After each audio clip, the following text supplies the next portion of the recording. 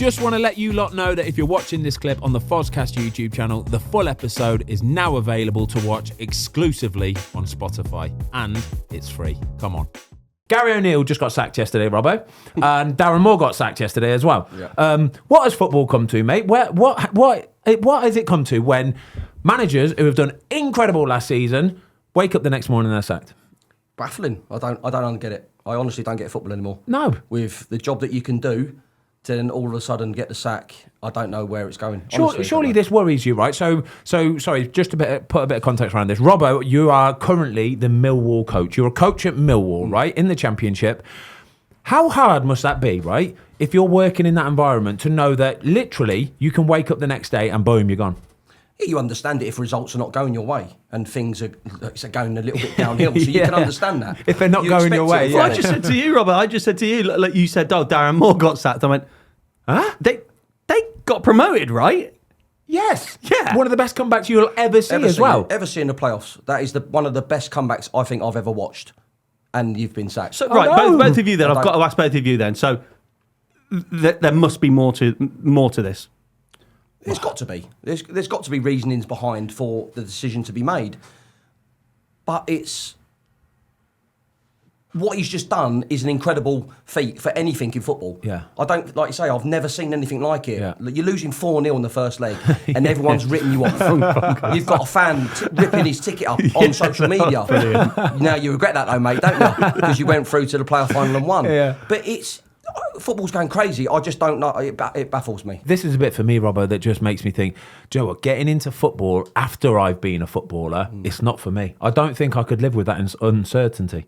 But I think the great thing for both of them is that because they've done such good jobs, yeah, for sure, they'll get another one. Yeah, for sure. You would think other clubs are now going, yeah, I want them to as my manager. Well, Watford will need someone in a month, won't they? Well, you're talking to a couple of Watford ex-players here, and so we've seen it all before, mate. So yes, probably as well. We were talking basically about how difficult it is once a player reaches that kind of retirement age, that age where you genuinely have to start thinking about the future. What's next, basically? And you've got loads of stories from your own experiences, but it's difficult, isn't it? Yeah. How difficult actually is it, Robbo, when you finish football and you've got to decide what you're going to do next? I think if you don't have in mind what you want to do after football, then that becomes a reality check of, right, where am I? What do I want to do? Have I left it too late to do something different? I think you have to plan. So for me, when I retired, I'd already planned coaching. Yeah. So I went and coached younger kids. I used to take my kids' teams just so I knew I was out there getting ideas and messing up, because that's a good place to do it. I was messing up, knowing, right, I can't do that. So for me, I always wanted to go down the coaching route. But you always hear of other footballers now is they get to that point at the end of their career and they don't know exactly what they want to do with themselves. Yeah. And I think for me, it's key is that you always find that place to know, right, well, I want to go into property, or I want to do, like you say, you're cycling GK. Yeah. You had that in the back of your mind of where you wanted to take it onto next levels. I wanted to do coaching. There's always stuff out there, but it's because it's ingrained in you, football, throughout your life and what you've done, it's hard then, I think, to make a decision of what you want to do next. It's all you know. It's literally all you know. All you know. So how easy then is it to actually get a job as being a coach? Hard. Like talk me through the process. If you're not in the club and you're finding solutions to go into other clubs, it's very tough, because they always want to bring the coaches within the system to go through the age groups. If the manager's in place, but he's got his coaching staff and he has got no room for you, it's very tough. It's a tough industry. It's a negative industry as well. It's very negative. Is it like a kind of a network thing where obviously you had a long career where it's friends that go, oh, it's a case of who you know, and there might be an opportunity that at Millwall or Birmingham or wherever it might be. Does it work like that a lot often? It helps that who you know, but it's also your reputation. Sure. I always found, because I made my debut when I was 17 at Watford. So I then got to the age of 33, 34, right, I started planning for my coaching. So the manager at the time was Gary Monk, who come in at Birmingham. So he didn't know me, but I'd played against him over the years. But he then knew, and my experiences, he knew I was the captain, he knew I was the type of leader. He thought it'd be great for the younger lads. So I then became the assistant with the under-21s when I decided to hang my boots up. So that was great. I had that perfect pathway. Bloody right, you did. But as for well, other yeah. people, that don't come too often, though, no, does it? it doesn't. And you have to be in the right place at the right time. And that for me, just it fitted perfect with where I wanted to then go and how I wanted to learn, how I wanted to develop. Because I always find as a coach, you have to start at the bottom of the ladder.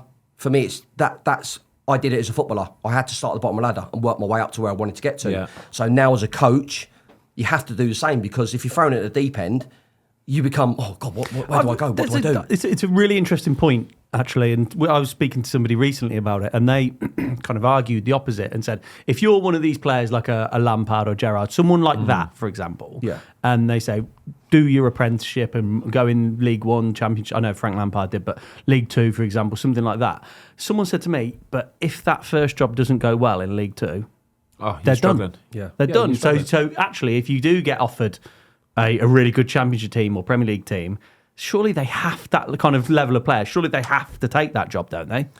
Well, in Frank's point of view, he ended up getting the Chelsea job, but does he regret that because of the way it went and how it looked for him? He then went to Everton, the same. He always had the battle. Yes, I know he helped them survive, but then he had these struggles. And I always think, no matter what in football, you're going to have struggles because it's that type of industry. Results don't go your way, you're expecting the sack. Results do really well for you, another club's going to come in and start like getting you, go on in, we want you, what are you going to do? Whereas, well, no, I'm happy with what I've done. So I always think you've got to find that balance. For me, I'd love to start in management at like a League One build up. I just want that build up to then knowing that I've done it the right way. Because if I go into the Premier League or if I go to a top Championship team, I'd rather go in as like an understudy. I'd like to see how it works. Am I ready for it if the chance becomes available? So that's how I'd like to do it. Sort of like an apprentice, basically, earning your stripes. Yeah, if you know what I mean. For me, you've got to earn your stripes. Yeah. You've got to. And I've always been brought up that way anyway. My mum and dad is you have to earn the right. You always have to earn the right. Because you could play for 20 years, right, at the top level, like you both have. You don't just walk in as a manager at a Premier League to be like, because it's a different job. Completely different job. It's not a player. It's literally a different job. Even being a coach is a completely different job. Like you as a footballer, you know what you're doing, don't you? Yeah. You're in control of everything. Yeah. You know exactly what you're doing. But when you're a coach and you'll have 25 players, 30 players, then you've got the academy people, you've got everybody around the building. Yeah. You have to set an example for everybody. You have to make sure you're on time, you're punctual, you say the right things, do the right things. That comes with a lot of pressure, doesn't it? Especially when you don't know fully what you're doing yet. No, and like you say, as a manager, then you're expecting your staff to try and help you out in that sense of going, right, I might have forgotten something, or is the session right with what we've got to do? Yeah. You go into, like you say, you go into a Premier League club and the players straight away are looking at, who's this guy? What's he bringing to the table? And you've then got to win them players over. So your sessions are going to have to be designed where they're at it and they know. Yeah. So then the players will go, right, I'll give them a little bit of respect here now because these sessions are good, these are lively. Yeah. And that's the way you've got to think. You've always got to think outside the box. I always think you've got to be creative, especially with players nowadays. It's their mind goes somewhere else sometimes too quickly. Their attention span is like zero. You have like got kids, to make honestly. the sessions like lively, bright, simple. Make it simple for them. Things that they're going to enjoy. Things that they're going to know that, right, the sessions might not be going too well, but you know that certain players in that team are going to go, lads, this ain't good enough. Come on, we need to step it up. Because there's one thing, sorry Ben, just quickly, because you'll have both been around so many changing rooms, managers, where the theory of it you've learned over the years, doing your badges and stuff, and you've seen so many different managers, and you go, well, I know what sessions are, but how to then physically run the session is very different, isn't it? How hard is it to get your coaching badges? It's not hard because it's how do you want to do it? It's how you learn. How do you want to like go into the actual courses themselves? You've got to be prepared to take advice from other people. I found it great because you bounced off all the other candidates that were in the room, so it was brilliant. Yeah. And I was lucky enough. I had a real good selection of people that were on it. So you had like Luis Garcia, who played at Liverpool. You had Ian Evatt, the Bolton manager, Clint Hill, who's at Stockport and did a great job. So different people, but different ideas. And like when you bounce off them and you go, oh, that session sounds really good. And then you go onto the training pitch and you see how they work and you see how, like as players and ex-players, you join in the sessions to help the planning go really well and to get the pass. So I found it really like intriguing and I loved it. I loved joining in that sort of stuff and it was fun. It's always fun, but it can be hard if you don't want to learn and you don't want to do it properly. Then it can become where harder. do you do? Because you hear, like as a fan, I always hear they're doing their badges. Yeah. Like, how many people are on the course?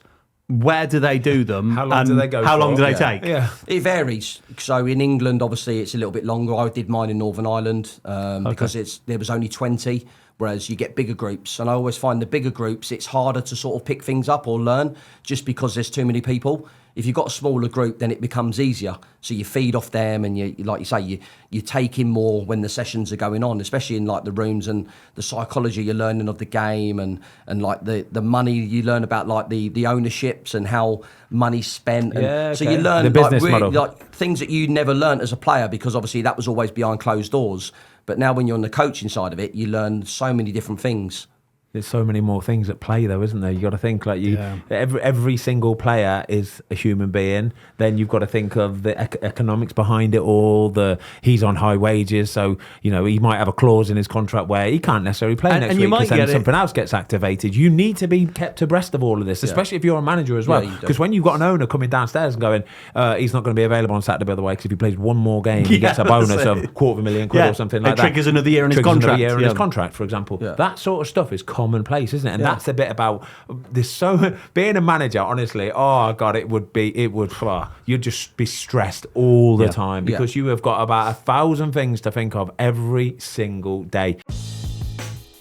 Thanks everybody for watching. We hope you enjoyed this clip of the Fozcast. If you would like to watch the full episode, it is now available exclusively on Spotify for free.